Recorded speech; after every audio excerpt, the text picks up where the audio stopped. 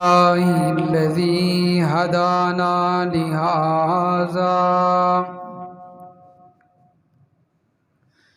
وما كنا لنهتدي لولا أن هدانا الله لقد جاءت رسل ربنا بالحق والصلاة والسلام على سيد الرسل وخاتم الأنبياء وعلى آله وأصحابه الأتقياء أما بعد فأعوذ بالله من الشيطان الرجيم بسم الله الرحمن الرحيم فإن آمنوا بمثل ما آمنتم به فقد اهتدوا وإن تولوا فإنما هم في شقاق فسيكفيكهم الله وهو السميع العليم سبحان ربك رب العزة عما يصفون وسلام على المرسلين والحمد لله رب العالمين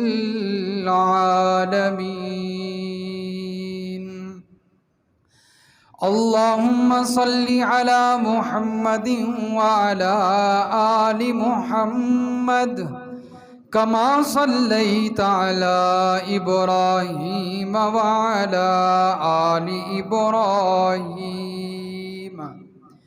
إنك حميد مجيد اللهم بارك على محمد وعلى آل محمد كما باركت على إبراهيم وعلى آل إبراهيم إنك حميد مجيد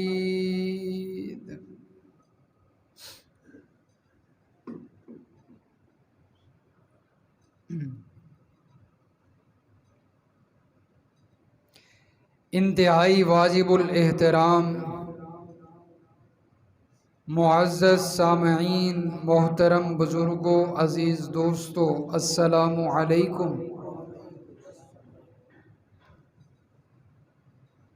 گزشتہ جمعۃ المبارک پہ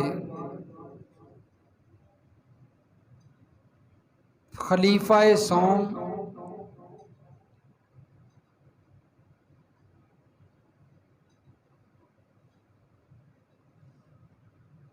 دوہرے داماد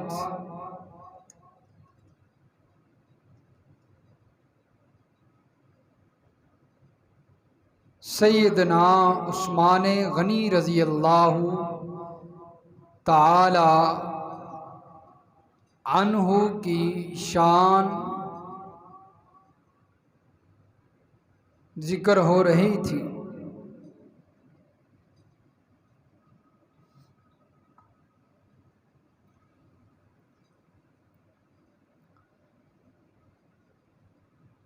تو آج اس محفل اور اس مجلس میں انہی کی بات کو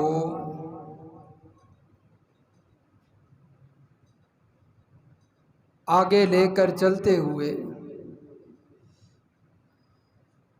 انہی کی سیرت کے حوالے سے گفتگو کروں گا،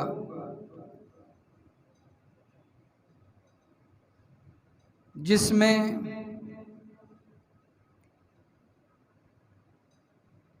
اس مظلوم انسان کی شہادت کا بھی تذکرہ ہوگا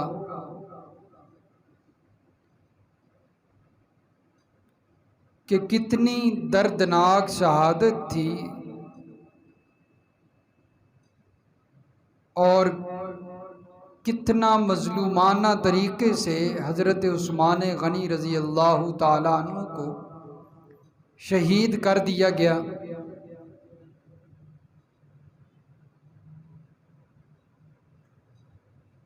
ایک دفعہ نبی علیہ الصلاۃ والسلام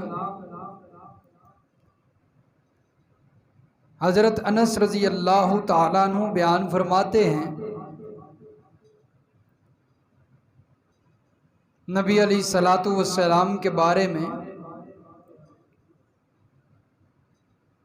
صعد النبی صلی اللہ علیہ وسلم علی احد،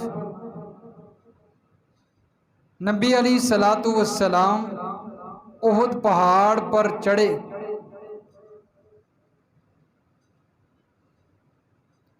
اور ساتھ غار یار خلیفہ اول بلا فصل حضرت ابو بکر صدیق رضی اللہ تعالیٰ عنہ بھی ہیں، اور خلیفہ دوم حضرت عمر فاروق رضی اللہ تعالیٰ عنہ بھی ہیں، اور خلیفہ سوم حضرت عثمان غنی رضی اللہ تعالیٰ عنہ بھی ہیں۔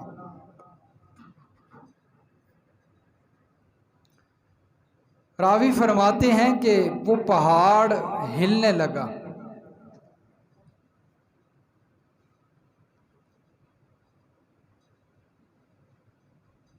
حدیث پاک کے اندر آتا ہے کہ جس وقت یہ حضرات پہاڑ پر کھڑے تھے، گفتگو کر رہے تھے،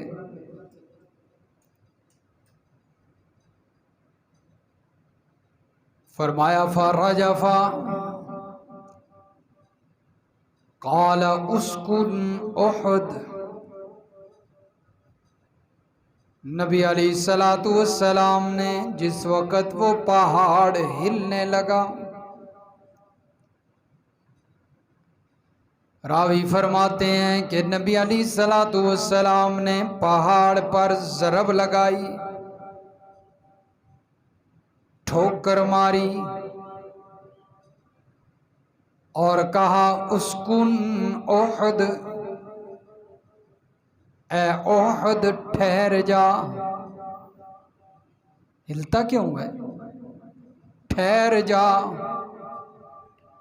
فَلَيْسَ عَلَيْكَ أَحَدٌ إِلَّا نَبِيٌّ وَصِدِّيقٌ وَشَهِيدَانِ، تیرے اوپر اس وقت ایک اللہ کا نبی اور ایک صدیق اور دو شہید کھڑے ہیں۔ چار بندے تھے نا، نبی کریم صلی اللہ علیہ وسلم، ابو بکر، عمر فاروق، عثمان غنی رضی اللہ تعالی عنہم اجمعین۔ فرمایا ایک اللہ کا نبی تیرے اوپر موجود ہے اور ایک صدیق موجود ہے، دو شہید موجود ہیں۔ دو شہید حضرت عمر فاروق اور حضرت عثمان غنی رضی اللہ تعالی، جن کو اللہ تعالیٰ نے شہادت سے سرفراز فرمانا تھا۔ فرمایا ایک دفعہ نبی علیہ الصلاۃ والسلام گھر میں تشریف لائے، حضرت عائشہ رضی اللہ تعالی عنہا سے پوچھا گھر میں کچھ ہے کہ نہیں کھانے کے لیے؟ حضرت عائشہ رضی اللہ تعالی عنہا نے فرمایا کچھ نہیں ہے گھر میں موجود، کھانے کو کچھ نہیں پڑا ہوا۔ امام الانبیاء ہے، فخر الرسول ہے، سارے نبیوں کا سردار ہے، اللہ کا محبوب ہے، لیکن گھر میں کھانے کے لیے کچھ نہیں۔ حدیث میں آتا ہے کہ کئی کئی دن چولہا بند رہتا، کوئی چیز پکتی کوئی نہیں، بھوک برداشت کرنی پڑتی، کیونکہ رزق کے خزانے نبیوں کے پاس نہیں ہوتے، رزق کے خزانے اللہ ہی کے پاس ہوتے ہیں۔ فرماتی ہیں نبی علیہ السلام کو جس وقت میں نے بتایا کہ گھر میں کچھ نہیں، اللہ کے نبی مسجد میں تشریف لے گئے، اور میں نے کھڑکی کھول کر سنا کہ اللہ کے نبی مانگ رہے ہیں اللہ سے، کہنے لگے اے میرے پروردگار میں فقیر ہوں، میں محتاج ہوں، میں فقر و فاقے کا شکار ہوں، اور اس فقر و فاقے کو، میری فقیری کو، میری بھوک کو ختم تیرے علاوہ کوئی نہیں کر سکتا،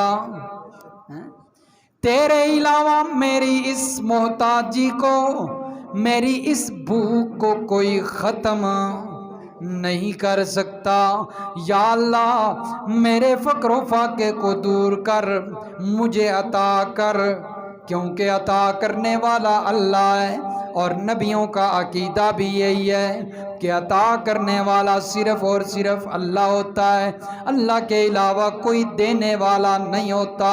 چنانچہ جس وقت نبی علیہ السلام اللہ سے مانگ رہے تھے، اللہ نے میرے پیغمبر کی سن لی اور حضرت عثمان کو بھیج دیا۔ حضرت عثمان تشریف لائے اور فرمایا، دروازہ کو کھٹکھٹایا، دستک دی۔ حضرت عائشہ نے پوچھا کون؟ فرمایا میں عثمان ہوں، نبی علیہ السلام سے ملنے آیا ہوں۔ اللہ کے نبی کہاں ہیں؟ حضرت عائشہ رضی اللہ تعالیٰ عنہا نے سارا معاملہ بتایا کہ اللہ کے نبی گھر آئے تھے، لیکن کھانے کا پوچھا، ملا کچھ نہیں، گھر میں ہے ہی کچھ نہیں۔ اللہ کے نبی واپس مسجد میں تشریف لے گئے۔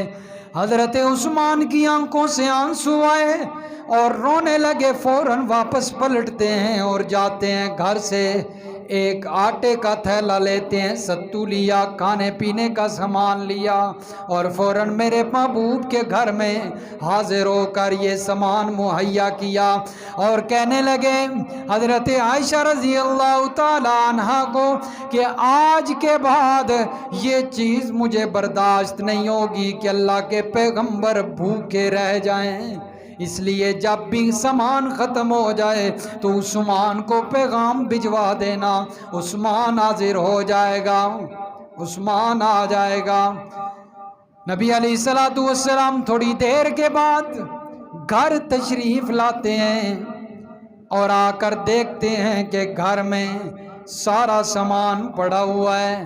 حضرت عائشہ سے پوچھا، ابھی تو میں واپس گیا تھا، گھر میں کھانے کے لیے کچھ نہیں تھا، ابھی آٹا بھی پڑا ہوا ہے، ستو بھی پڑا ہے، باقی چیزیں بھی پڑی ہیں، یہ کہاں سے آئی ہیں؟ حضرت عائشہ رضی اللہ تعالیٰ عنہ نے فرمایا، یہ آپ کا شاگرد، آپ کا محب، محبت کرنے والا حضرت عثمان یہ چیزیں لے کر آیا ہے۔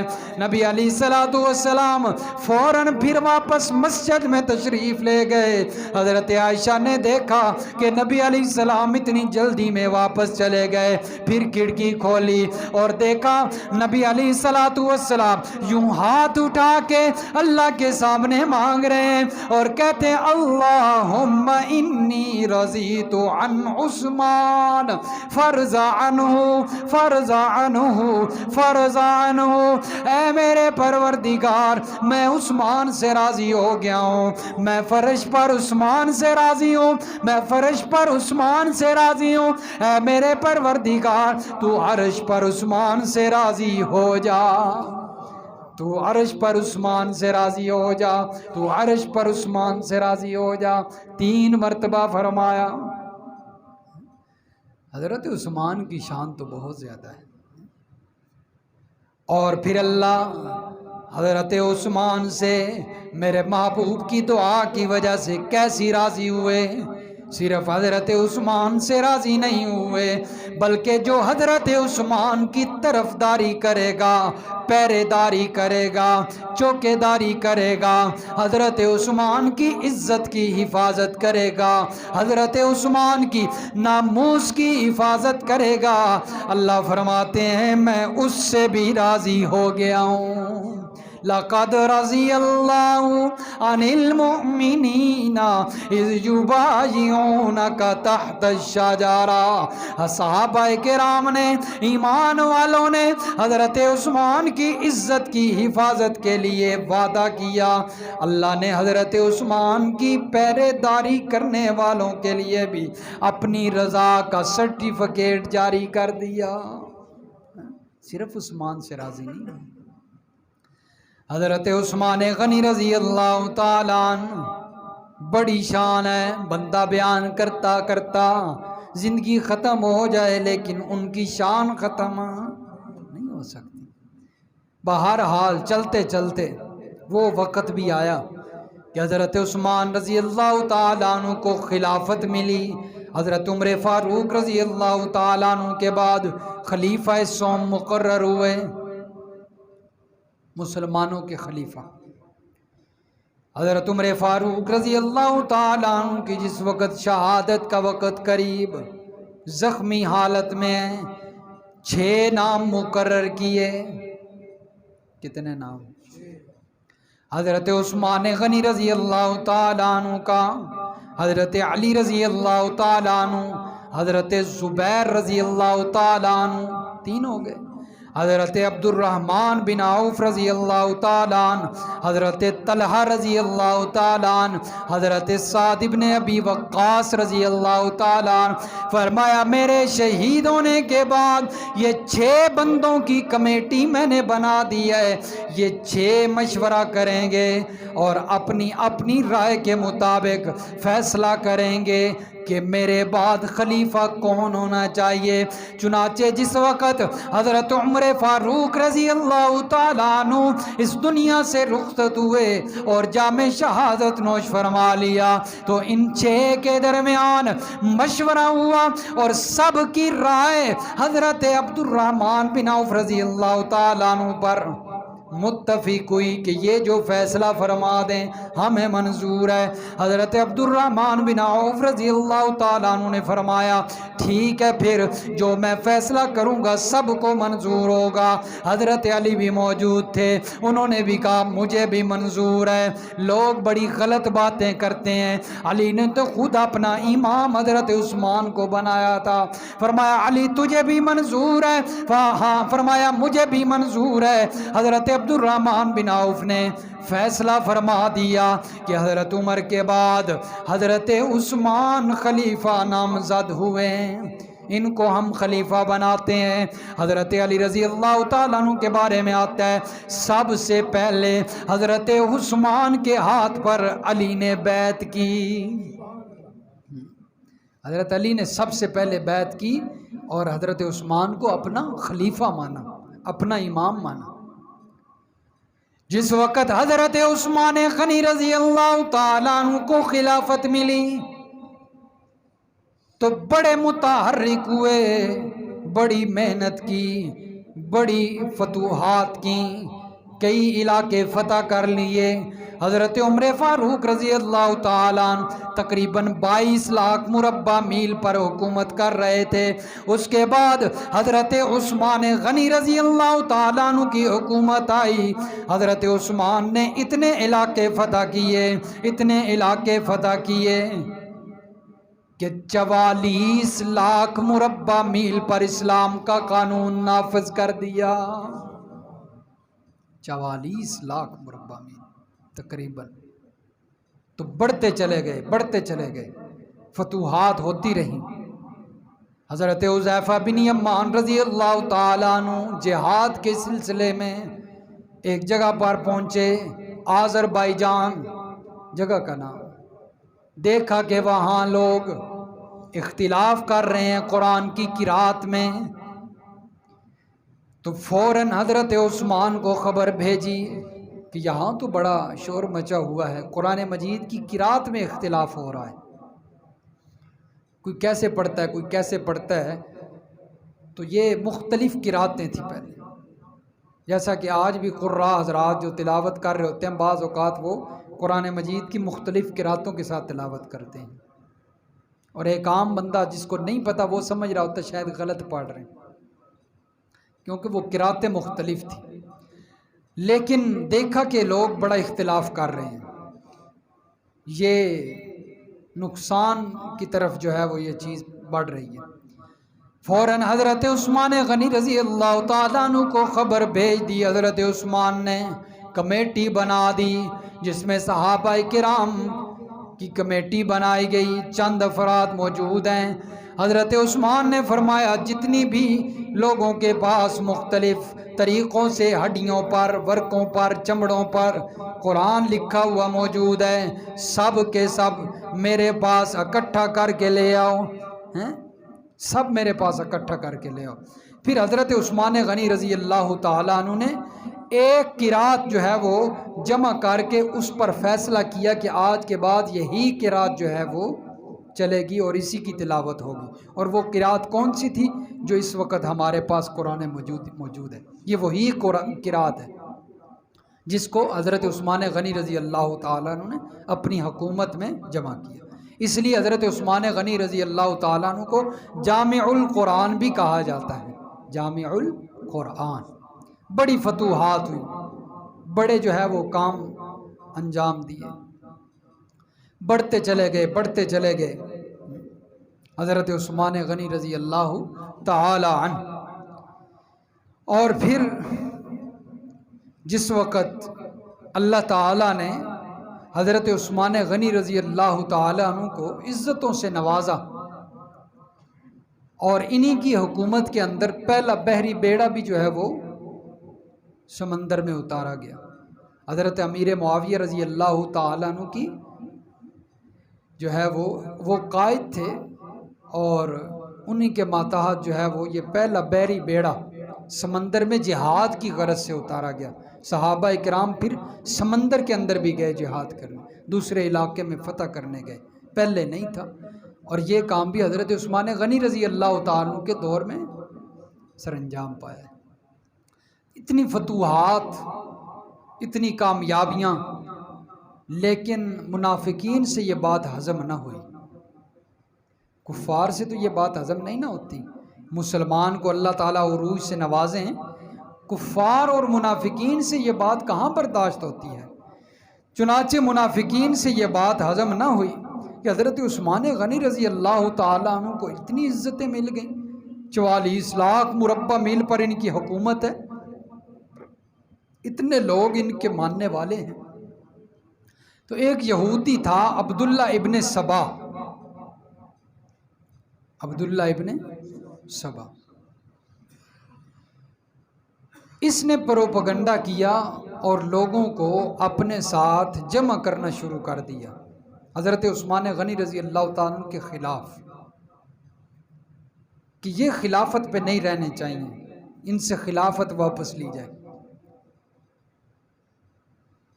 تو پروپگنڈا جب شروع کیا، موقع کی تلاش میں تھے، کب ہمیں موقع ملے اور مدینہ منورہ میں صحابہ کرام کی تعداد کم ہو اور ہم اپنا کام کریں. چنانچہ جب حج کا موسم آیا، حج کا موقع آیا، تو انہیں اب موقع مل گیا. کثیر تعداد میں صحابہ کرام مسلمان جو ہیں وہ حج کرنے کے لیے چلے گئے. چند جو ہے وہ افراد باقی تھے مدینہ منورہ میں. حضرت عثمان غنی رضی اللہ تعالیٰ عنہ بھی وہاں پر موجود تھے. تو اب حضرت عثمان غنی رضی اللہ تعالیٰ عنہ مسجد کے اندر خطبہ دینے کے لیے آتے ہیں.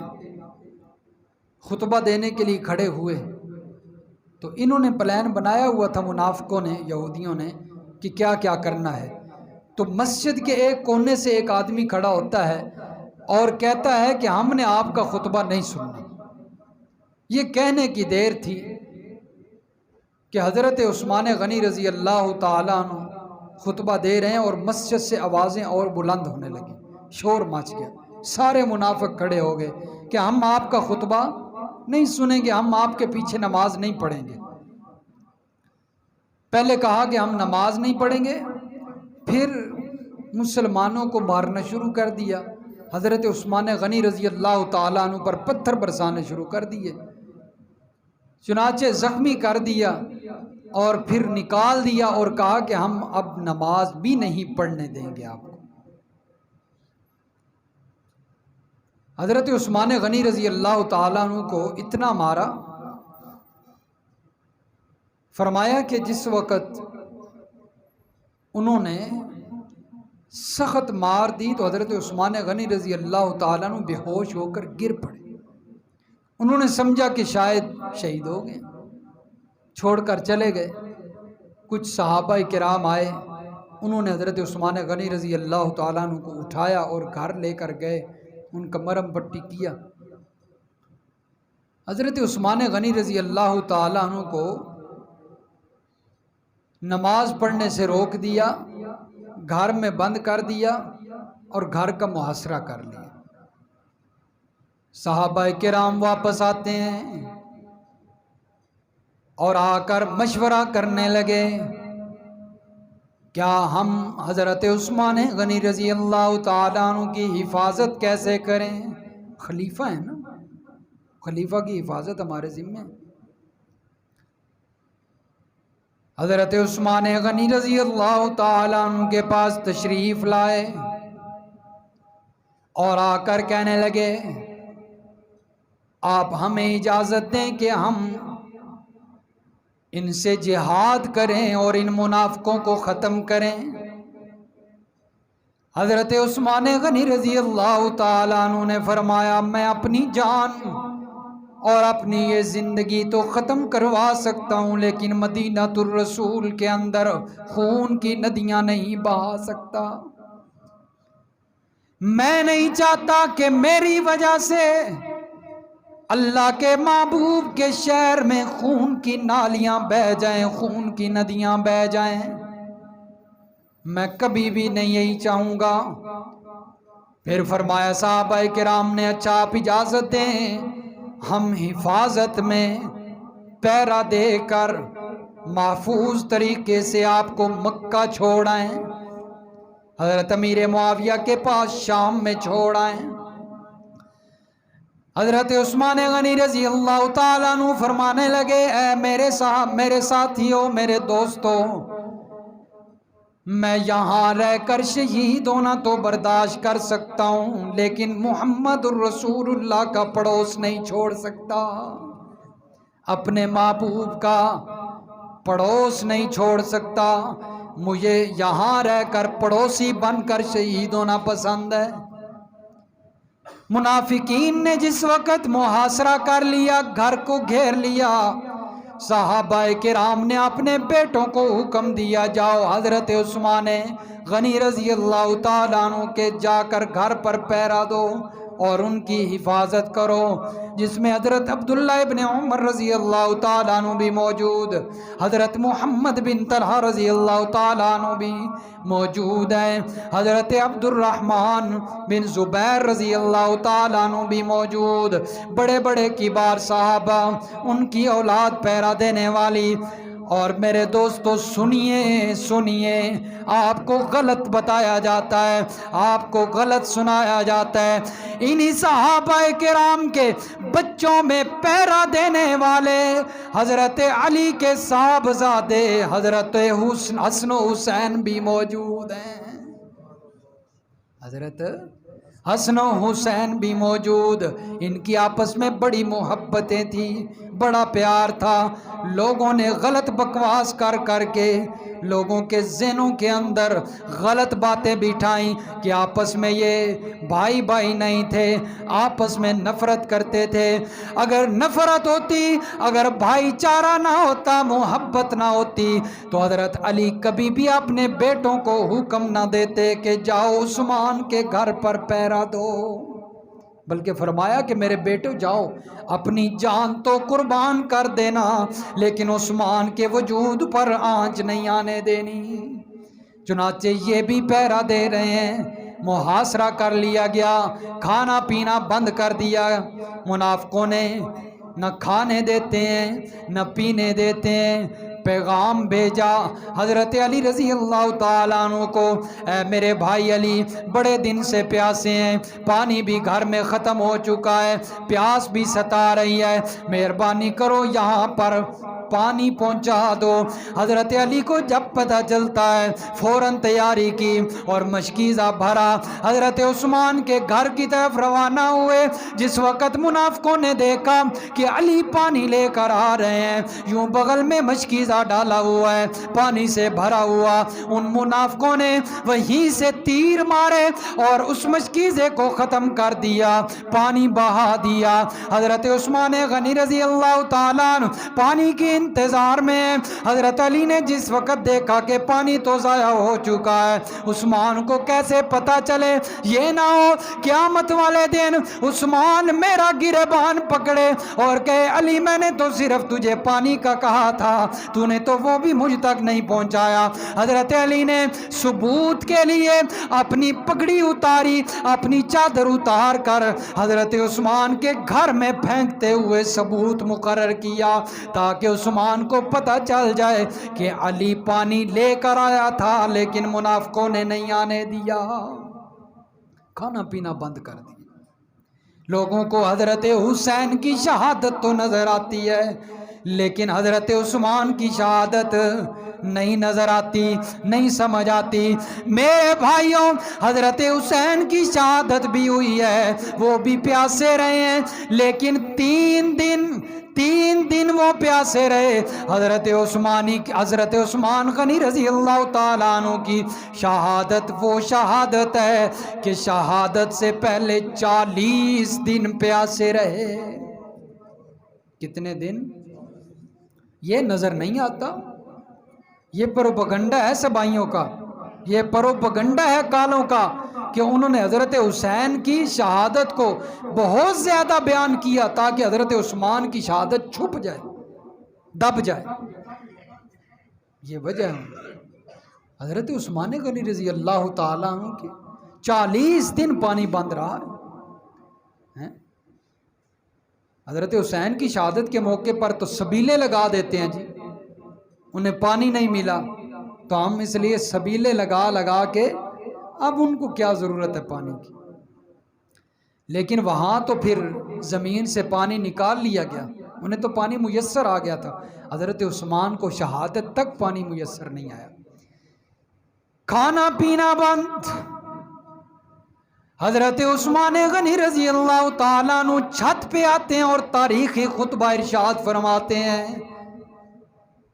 چھت پہ آ کر آواز لگاتے ہیں، منافقو، یہودیو، مجھے مارنے کی سازش کرنے والوں، مجھے یہ تو بتاؤ نا، جس وقت مسجد نبوی کے اندر جگہ تنگ ہو گئی تھی تو اس وقت مسجد نبوی کو وسعت کرنے کے لیے، وسیع کرنے کے لیے عثمان نے جگہ خرید کر وقف کی تھی کہ نہیں؟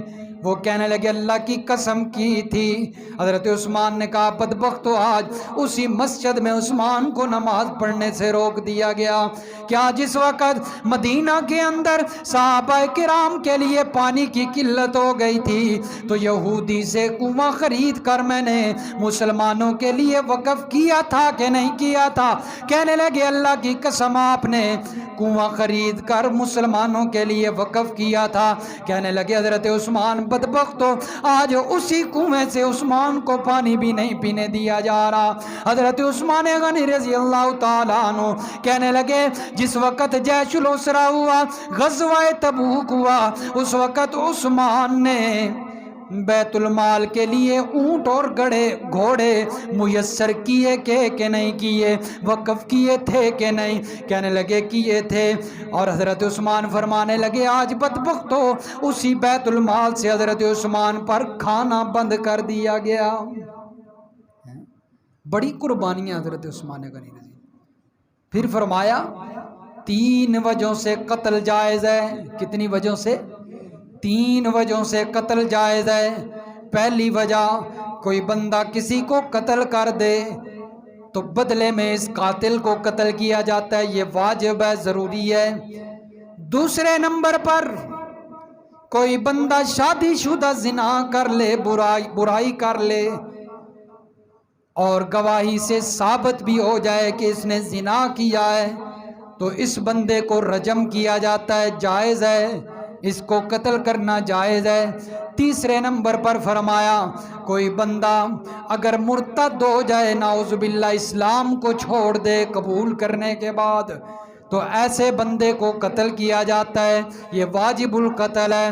حضرت عثمان نے فرمایا اشہد ان لا الہ الا اللہ و اشہد ان محمد رسول اللہ، میں گواہی دیتا ہوں، میں اقرار کرتا ہوں کہ اللہ کے سوا کوئی عبادت کے لائق نہیں ہے، میں اقرار کرتا ہوں، میں مانتا ہوں آسمانی کتابوں کو بھی، میں فرشتوں پر بھی ایمان لے کر آتا ہوں، میں جنت اور دوزخ پر بھی ایمان لاتا ہوں، اور میں گواہی دیتا ہوں محمد اللہ کے رسول ہیں صلی اللہ علیہ وسلم۔ میں تو ابھی میرے دل میں ایمان پختہ ہے، پھر کس بنا پر مجھے قتل کرنے کے در پہ ہو؟ دوسرے نمبر پر فرمایا اگر کوئی بندہ قتل کرے تو بدلے میں قتل کیا جاتا ہے، لیکن میں قسم اٹھا کر کہتا ہوں جس وقت سے میں بالغ ہوا ہوں، جس وقت سے میں جوان ہوا ہوں، جس وقت سے میں نے ہوش سنبھالا ہے، کسی کو قتل کرنا تو دور کی بات، میں نے آج تک کسی کو گالی بھی نہیں دی، پھر کیوں مجھے قتل کر رہے ہو؟ تیسرے نمبر پر فرمایا اگر کوئی بندہ زنا کر لے تو بدلے میں اس کو قتل کیا جاتا ہے، اس کی سزا یہ ہے، او بدبختو، میں نے تو جس وقت سے میں بالغ ہوا ہوں، جس وقت سے جوان ہوا ہوں، آج تک میں نے کسی عورت کو بری نظر سے بھی نہیں دیکھا، کیوں مجھے قتل کر رہے ہو؟ کیوں مجھے شہید کرنا چاہتے ہو؟ فرمانے لگے، نبی علیہ السلام کا فرمان سنایا کہ اللہ کے نبی نے فرمایا تھا احد پہاڑ پر کھڑے ہو کر، اے احد ہلتا کیوں ہے، رک جا، تیرے اوپر ایک نبی موجود ہے، ایک صدیق موجود ہے، 2 شہید موجود ہیں۔ حضرت عثمان فرمانے لگے مجھے قتل کر کے اللہ کے نبی کا فرمان سچ ہونے والا ہے، مجھے شہید کرنے کے تم در پہ ہو۔ حضرت عثمان غنی رضی اللہ تعالیٰ نیچے تشریف لے کر جاتے ہیں، نہاتے دھوتے ہیں، غسل کیا، تیاری کی، تیاری کرنے کے بعد اپنا تیار ہو کر قرآن کی تلاوت کرنے لگتے ہیں۔ قرآن کی تلاوت کا تو شوق تھا نا، شبانہ پڑھتے تھے، شبینہ نہیں۔ آج لوگ شبینہ پڑھتے ہیں مسجدوں میں، رمضان آتا ہے تو ہر طرف سے گونگ گونگ گونگ آوازیں آ رہی ہوتی ہیں، سمجھ کو نہیں آتی بابا جی پڑھ کیا رہے ہیں۔ شبینہ ہماری شریعت میں اس کا تصور ہی کوئی نہیں۔ رمضان میں مسجدوں میں آوازیں آتی ہیں نا آپ کو، قرآن پورا ایک رات میں ختم کرنا ہے، ہماری شریعت میں اس کا کوئی تصور نہیں ہے، یہ اپنی طرف سے بنائی ہوئی ہے، کوئی کھانے پینے کے چکر ہوگا نا۔ شبینہ پڑھتے ہیں، اور شبینہ میں حالت کیا ہوتی ہے، جو پڑھ رہا ہوتا ہے 2 پارے پڑھے 3 پڑھے، سانس لینے کے لیے باہر آتا ہے، سگریٹ کی جو ہے وہ ایک چسکی لگائی، پھر دوبارہ جا کر شروع ہو گیا، نسوار رکھی، پھر دوبارہ جا کر شروع ہو گیا۔ یہ کوئی قرآن کا مذاق ہے؟ حضرت عثمان غنی رضی اللہ تعالیٰ عنہ تو بڑی محبت کرتے تھے قرآن، ہر وقت قرآن کی تلاوت۔ اور یاد رکھیے جس وقت پانی بند ہوا نا، کھانا پینا بند کیا منافقوں نے، تو حضرت عثمان غنی رضی اللہ تعالیٰ عنہ نے روزے رکھنے شروع کر دیے تھے۔ جب روزہ افطار کرنا ہوتا تو ایک کھجور جو ہے وہ کھا لیا کرتے، اتنا ہی تھا، باقی کھانا تو ختم ہو چکا تھا۔ چنانچہ حضرت عثمان غنی رضی اللہ تعالیٰ عنہ صبح کے وقت تیاری کر کے قرآن کی تلاوت کے لیے تشریف لاتے ہیں۔ حضرت عثمان غنی رضی اللہ تعالیٰ عنہ کے پاس حضرت علی تشریف لے آئے اور آ کر کہنے لگے بھائی عثمان، ہم سے یہ حالت تمہاری برداشت نہیں ہوتی، ہمیں حکم دیجئے تاکہ ہم ان سے لڑیں، جہاد کریں اور آپ کو اس تکلیف سے نکالیں۔ حضرت عثمان غنی رضی اللہ تعالیٰ عنہ فرمانے لگے علی، تھوڑا سا وقت باقی ہے، آپ کی بے قراری، آپ کی بے سکونی بھی ختم ہونے والی ہے اور میری یہ تکلیف بھی ختم ہونے والی ہے۔ مجھے اونگ آئی تھی، میری آنکھ لگ گئی، اور میں نیند میں خواب میں کیا دیکھتا ہوں کہ نبی علیہ الصلوۃ والسلام تشریف لاتے ہیں اور آ کر فرمانے لگے، اے عثمان، دو باتیں، دو پوائنٹ تیرے سامنے ہیں، تیری مرضی ہے، جس بات کو تو چن لے۔ اگر تو چاہتا ہے کہ میں اللہ کے ہاں دعا کروں اور زمین پھٹے، یہ سارے منافق تیرے دشمن زمین میں غرق ہو جائیں۔ دوسرے نمبر پر یہ بات ہے، تو کہتا ہے کہ میں دعا نہ کروں تو پھر انتظار کر، شام کو افطاری ہمارے ساتھ آ کر کرنا۔ حضرت علی رضی اللہ تعالیٰ عنہ نے جس وقت فرمایا کہ عثمان آپ نے پھر کون سی بات کو چن لیا، حضرت عثمان فرمانے لگے میں نے دوسری بات کو چن لیا ہے کہ حضرت نبی علیہ الصلوۃ والسلام کا اشارہ، زمین و آسمان ایک دوسرے کی جگہ پر چلے جائیں، چھوڑ دیں اپنی جگہ کو، لیکن محمد الرسول اللہ صلی اللہ علیہ وسلم کا اشارہ غلط نہیں ہو سکتا، اس لیے میں نے دوسری بات کو چن لیا ہے۔ تھوڑا سا وقت باقی ہے، شام کو افطاری اپنے محبوب کے ساتھ کروں گا۔ اتنی دیر گزری کہ چھت سے پیچھے سے گھر کی بیک سائڈ سے ایک منافق اندر داخل ہوتا ہے، ظالم آتا ہے اور آ کر حضرت عثمان غنی رضی اللہ تعالیٰ عنہ پر حملہ کیا، نیزہ مارا سینے کے اندر، حضرت عثمان غنی رضی اللہ تعالیٰ عنہ لہو لعان ہوئے، گھائل ہو کر گرتے ہیں۔ دیکھیے میرے دوستو، حضرت عثمان کی قسمت تو دیکھیے نا، نہ ادھر گرے نہ ادھر گرے نہ پیچھے گرے، سامنے قرآن کھلا ہوا ہے، حضرت عثمان غنی رضی اللہ تعالیٰ عنہ سیدھا قرآن پر جا کر گر گئے اور لوگوں کو بتا دیا کہ حضرت عثمان کو تو قرآن سے محبت تھی، لیکن قرآن پر گر کر قرآن نے حضرت عثمان سے اور حضرت عثمان نے قرآن سے دوستی پکی کر لی، دوستی اور پکی کر لی۔ میں کہا کرتا ہوں، لوگ بڑے شہید ہوتے ہیں، بڑے مسلمان شہید ہوتے، صحابہ کرام بھی شہید ہوئے، کسی شہید کی گواہی غزوہ تبوک دے گا، کسی شہید کی گواہی غزوہ احد دے گا، کسی شہید کی گواہی کوئی نیزہ دے گا، کسی شہید کی گواہی کوئی تلوار دے گی، کسی شہید کی گواہی کوئی تیر دے گا، لیکن عثمان تیری قسمت پہ قرآن، تیری قسمت پہ قربان جاؤں، تیری شہادت کی گواہی خود قرآن دے گا۔ اتنی عظمتوں والی شہادت، جتنی مظلوم شہادت تھی اتنی عظمتوں والی بھی ہے، مظلومانہ شہادت ہے نا حضرت عثمان، اتنی عظمتوں والی بھی ہے۔ تو حضرت عثمان کی شہادت کی گواہی کون دے گا جی؟ قرآن دے گا۔ تو جس وقت قرآن مجید پر وہ گرتے ہیں نا، تلاوت کرتے کرتے، شروع سے تلاوت شروع کی تھی نا، اس وقت کون سا مقام تھا؟ رب العالمین کا قرآن جس کی تلاوت حضرت عثمان فرما رہے تھے، کون سی آیت پڑھ رہے تھے؟ فرمایا فَإِنْ آمَنُوا بِمِثْلِ مَا آمَنْتُمْ بِهِ فَقَدِ اهْتَدَوْا۔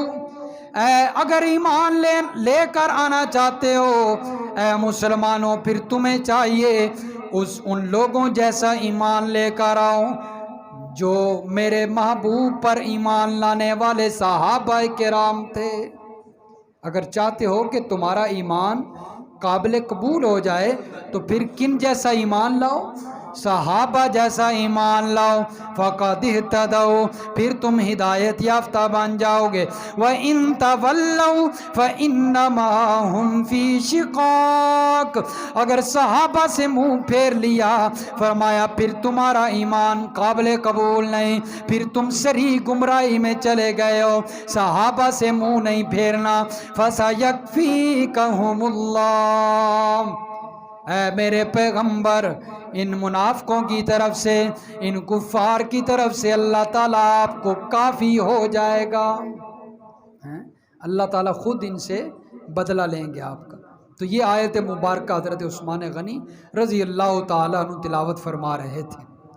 لیکن جس وقت حضرت عثمان غنی رضی اللہ تعالیٰ عنہ کو جہاں ظالموں نے شہید کیا، تکلیف دی، وہیں پر تکلیف بڑھانے کے لیے حضرت عثمان کی بیوی حضرت نائلہ رضی اللہ تعالیٰ عنہ پاس تشریف فرمائیں، ظالم مار رہے ہیں۔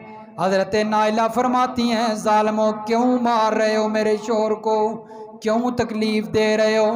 بچانے کے لیے آگے بڑھتی ہیں۔ جس وقت ہاتھ آگے کیا تو ایک ظالم نے آگے بڑھ کر حضرت نائلہ کے ہاتھ پر خنجر سے وار کیا اور انگلیاں کاٹ دیں تاکہ حضرت عثمان کی تکلیف بڑھ جائے۔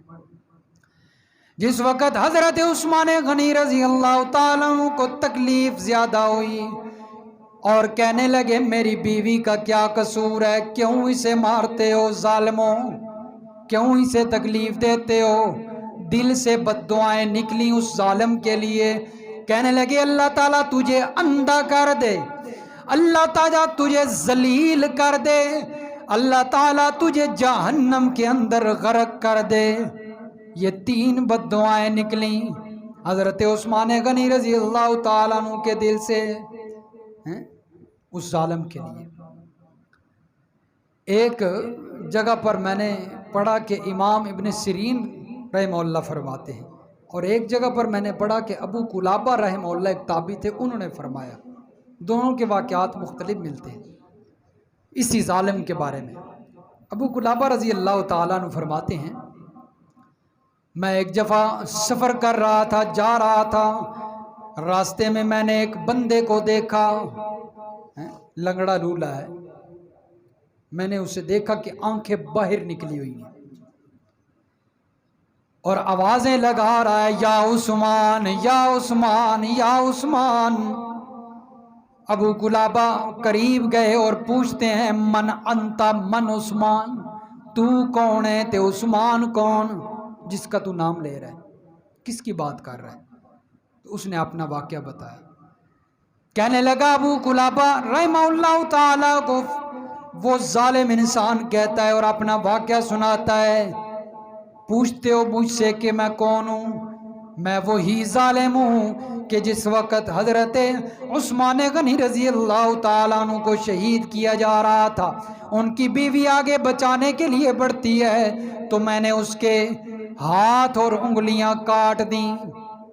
تو حضرت عثمان نے میرے لیے بد دعائیں کی کہ اللہ تعالیٰ تیری آنکھیں نکال دے۔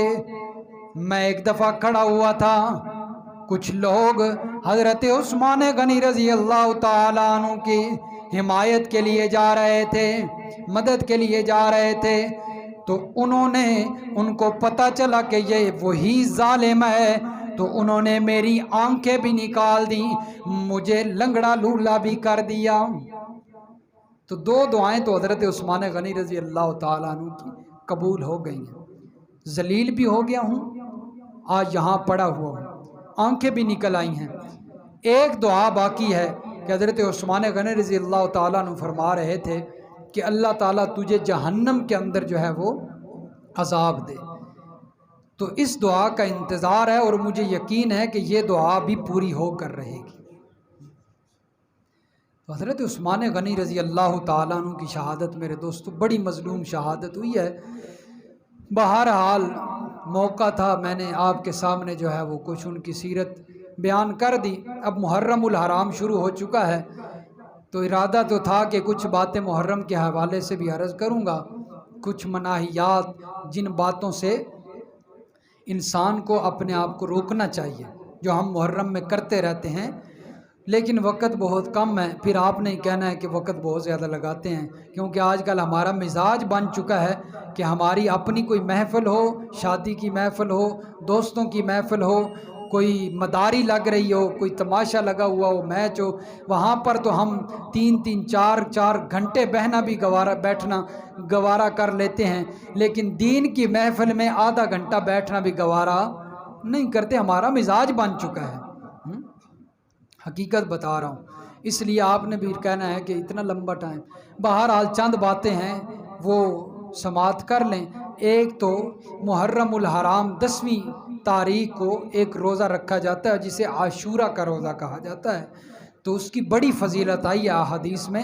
تو تمام احباب جو ہے وہ کوشش کریں عاشورہ کا روزہ رکھیں۔ نبی علیہ الصلوۃ والسلام نے دیکھا جس وقت فتح مکہ ہوا کہ یہودی روزہ رکھتے ہیں، تو ان سے پوچھا گیا بھئی تم 10ویں محرم کا روزہ کیوں رکھتے ہو؟ تو انہوں نے جواب دیا کہ حضرت موسیٰ علیہ الصلوۃ والسلام کو اللہ تعالیٰ نے اس تاریخ کو فرعون سے نجات دی تھی، ہم اسی جو ہے وہ شکریہ ادا کرنے کے لیے اسی محبت میں روزہ رکھتے ہیں۔ تو نبی علیہ السلام نے فرمایا تو اس بات کے زیادہ لائق تو مسلمان ہیں، کیونکہ موسیٰ کو ماننے والے حقیقتاً مسلمان ہیں، یہودی تو ساری باتوں پر عمل نہیں کرتے نا۔ تو اس لیے آئندہ اگر میری زندگی رہی تو ہم بھی یہ روزہ رکھیں گے، لیکن تھوڑا سا مختلف انداز میں۔ یہودی صرف 10 تاریخ کو رکھتے ہیں، ہم 9 اور 10 یا پھر 10 اور 11 کا رکھیں گے، یعنی 2 دن روزہ رکھیں گے تاکہ یہودیوں کے ساتھ مشابہت لازم نہ آئے، کیونکہ نبی علیہ السلام کا فرمان ہے کہ مشابہت سے بھی بچنا چاہیے۔ تو اس لیے یہ جو روزہ ہے اس کی بڑی فضیلت آئی ہے، تمام احباب کوشش کریں۔ اسی طرح جو مناہیات ہیں، جن باتوں سے ہمارے لیے رکنا ضروری ہے، کہ محرم کے اندر ایک سلسلہ شروع ہوتا ہے جو آج کل مسلمانوں نے بھی شروع کر دیا ہے، اور زیادہ تر اپنے آپ کو مسلمان کہلوانے والے ہی کرتے ہیں۔ یہ جو سبیلیں لگتی ہیں، جگہ جگہ پہ دودھ پانی میٹھا بنا کے تقسیم کیا جاتا ہے، یہ اس میں ہماری شریعت میں کوئی اس کا تصور نہیں ہے اور حرام ہے۔ یہ جو سبیلیں شروع کی گئی تھیں یہ حضرت حسین کے نام کی گئی تھیں، اور اللہ کے علاوہ کسی کے نام کی کوئی چیز تقسیم کرنا یہ حرام ہے، گناہ ہے، کبیرہ گناہ ہے، شرک ہے۔ اس لیے ان چیزوں سے بچیں، اور یہ نہیں کہ پیاس لگی ہو بندہ کہے یار چلو ایک گلاس ہی پینا ہے نا، ایک گلاس ہی پینا ہے نا تو پی لینے کی، نہیں بھائی میرے دوستو، ایک گھونٹ ایک قطرہ بھی حرام ہے، ایک قطرہ بھی حرام ہے۔ اس سے بہتر ہے کہ آپ پیاسے رہ لیں لیکن وہ سبیل سے پانی ہرگز نہ پئیں۔ اکثر دوستوں کو نہیں پتہ ہوتا، پی رہے ہوتے ہیں۔ بہرحال یہ بات ہے۔ اسی طرح یہ جو محرم الحرام ہے اس میں علماء کرام فرماتے ہیں عام بھی نہیں پہننا چاہیے، میں تو اس کے بڑا خلاف ہوں۔